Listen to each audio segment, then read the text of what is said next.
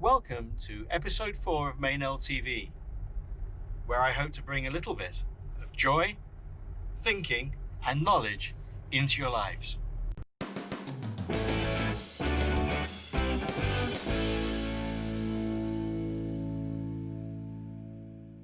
This week I'm going to talk about risk-taking in play, because it's come up in quite a few social media chats I've had, and I've seen it in other places. One of the problems, don't get me started too much on this, is we're talking about risk-taking in play, not risky play. Risky play is not a type of play. Risk-taking is one of the things that happens in play.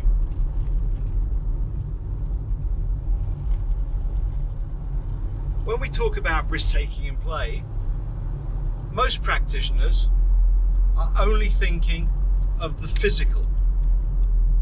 You know, when the child may do something dangerous that might result in them hurting themselves. Scrapes, scratches, bruises, bangs and breaks. And very little attention is given to children's emotional risk-taking.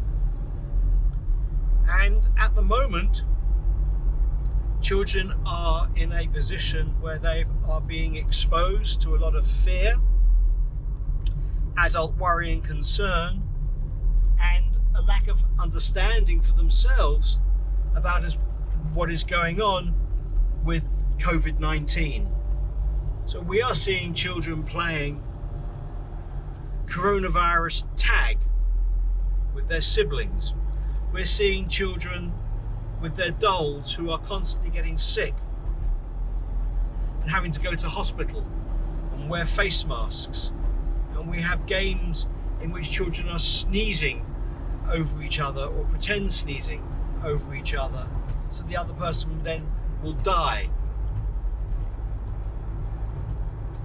Some adults want to stop the children doing this, but it's absolutely crucial for the children to be able to play out these worrying emotional experiences that they're having. The cathartic theory of play reminds us how important it is that children's play is not always about fun, jolly and happy smiles, but actually serves a really important purpose in children's life. Emotional risk-taking needs to be supported. Michael, thank you very much for joining us on MeynellTV, having you as my guest today. I expect it's going to be awesome.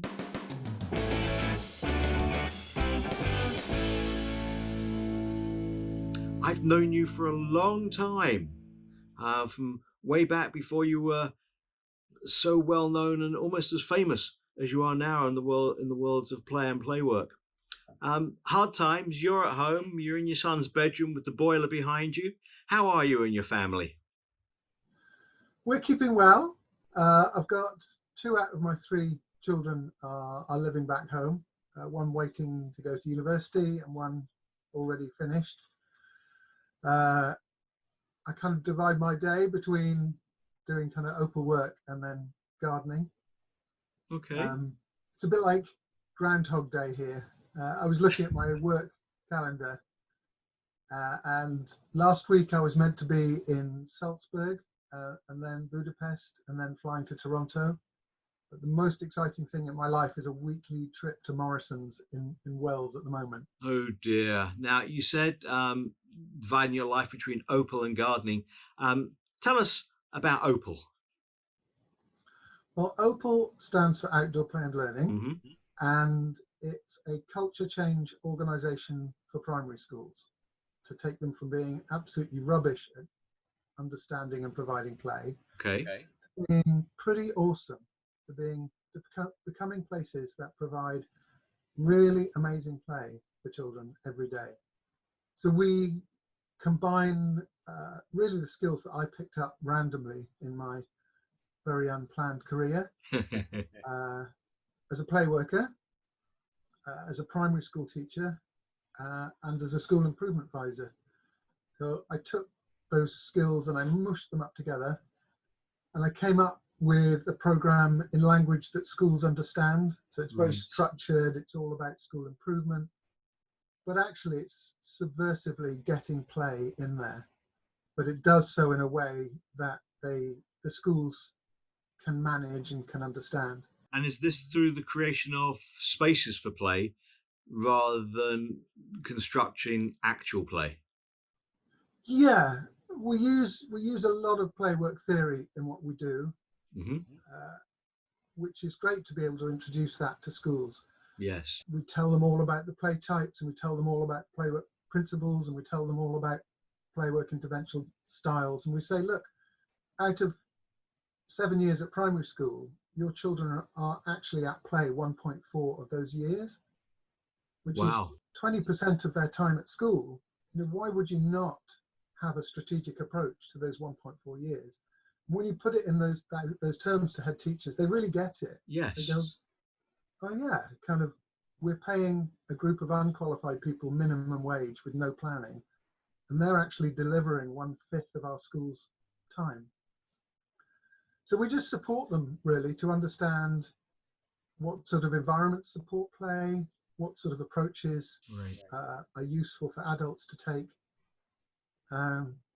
We introduce lots and lots of loose parts. We introduce risk benefit. So we just tease them along. We have to be very supportive of them. So this is about changing the culture of the staff and the physical aspects of the actual environment? I would say much more it's about accessing the environment. Lots of schools have got pretty generous grounds, which they use for around 15% of the year. So lots of schools are not using 85% of their grounds for most of the year because it's green and it's brown, it's not grey. And they don't know how to use it. Yeah. They don't know how to use it. They don't know what the point of using it is.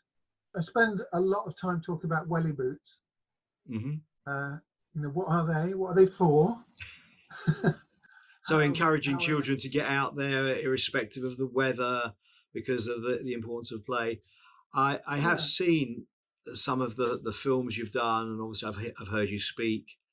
And so really it's a fantastic piece of work reminding educators about the importance of play.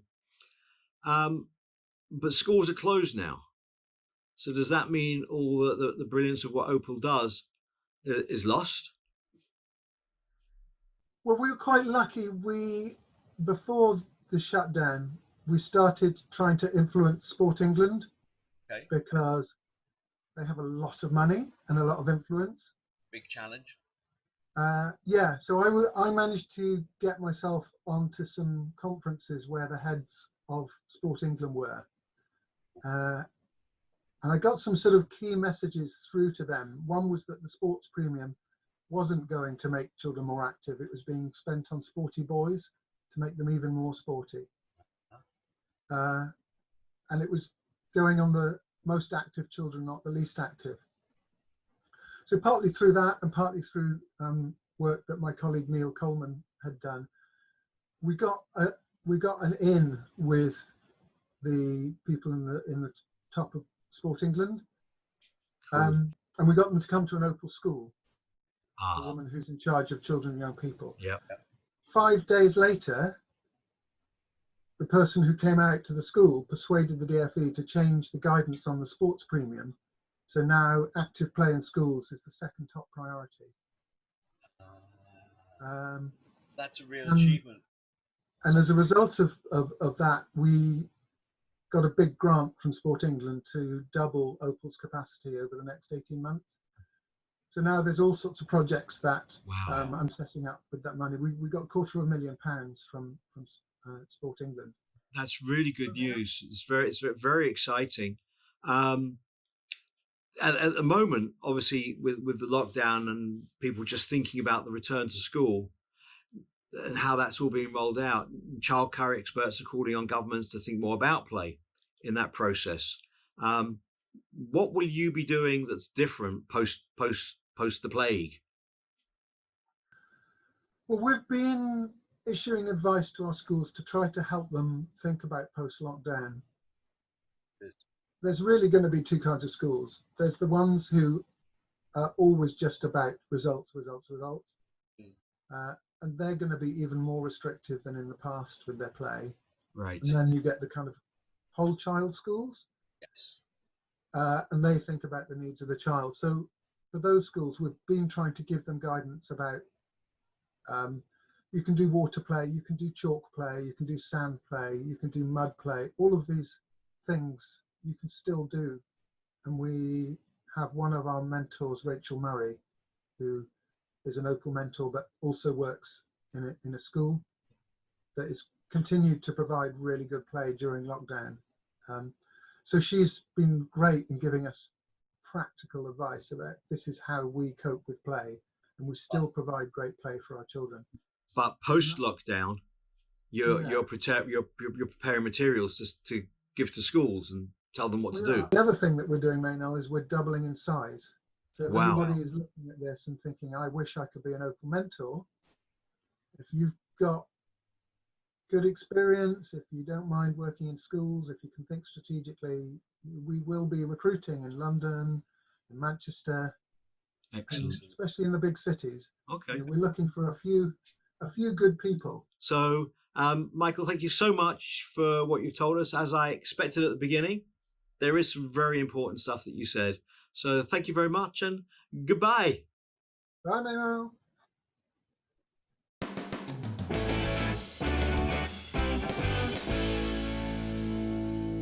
And now come with me as we go across to the big chair for this week's Playwork story.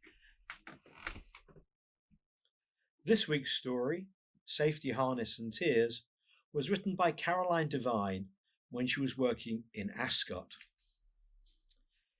During the blissful days of nannying, before I knew that risk assessment paperwork existed, before all the accident forms and the medicine forms, I was a nanny for 4 children.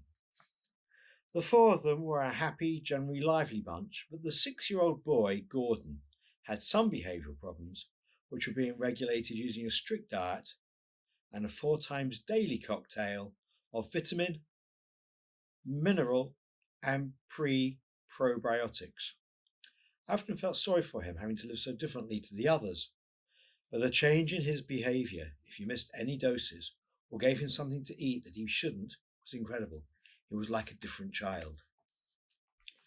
On one occasion, when I picked Gordon up from school, I would be called aside by the teacher to explain his latest misdemeanour. Never, however, have I been filled with such dread when going to school as I was when I was called in by the headmistress in the middle of the afternoon for a meeting, as his parents could not attend. On arrival at school, I was shown into the meeting room and waited for his teacher and the headmistress to join me. When they finally told me what had happened, I was filled with a mixture of absolute horror and strange pride and amusement. You see, George and his best friend had been playing Superman from the top of the infant's climbing frame. Gordon knew that it was dangerous to play around climbing without any safety restraints, as I had previously taken him on a climbing wall, and he knew that ropes were used and clicked on around your tummy. Gordon and his friend had fashioned their own safety device, where Gordon had tied a rope around his friend's tummy, believing that he was protecting him from falling and certain injury. Unfortunately, Gordon had tied the rope around both his friend's tummy and his arms, unaware of the consequences of this small slip in his safety precautions. As his friend happily jumped from the top of the climbing frame, it took no time at all for the rope to slip from around his middle to around his neck, and he was left stuck in a noose.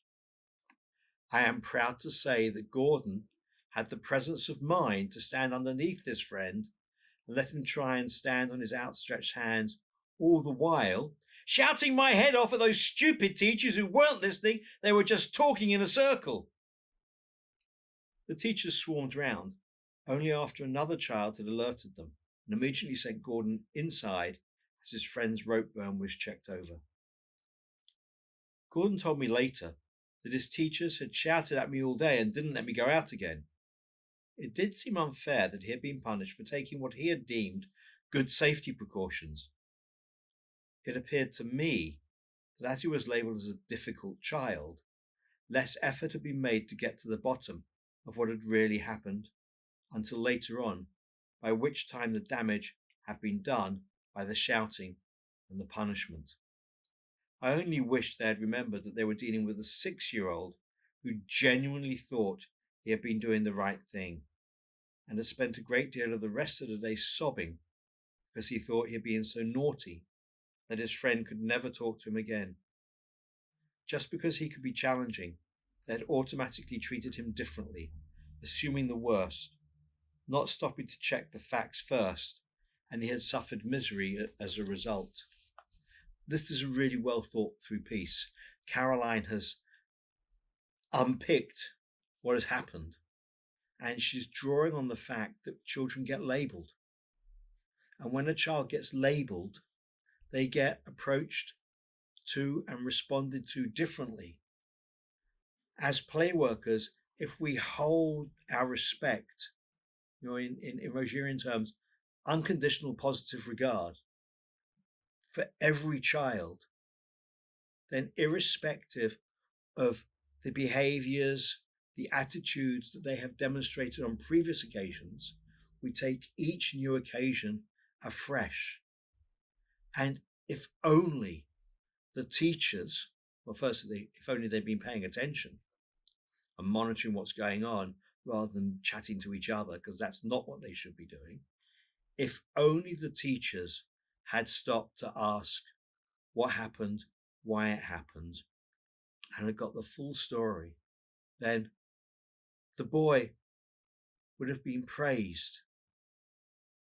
Firstly, for thinking of the safety equipment, and secondly, for saving his friend's life and not punished.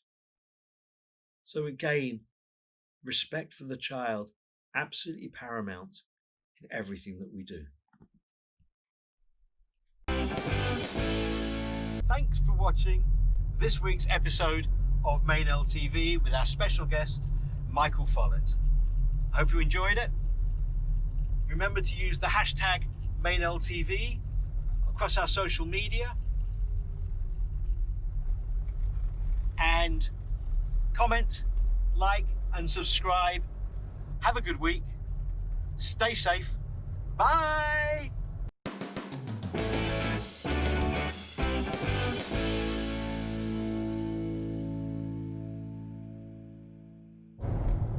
If you like what we're doing with MeynellTV, then hopefully you'll also like our other project, 8 Weeks of Conference. Go to the website, have a look. The first week is tomorrow, Tuesday the 2nd of June.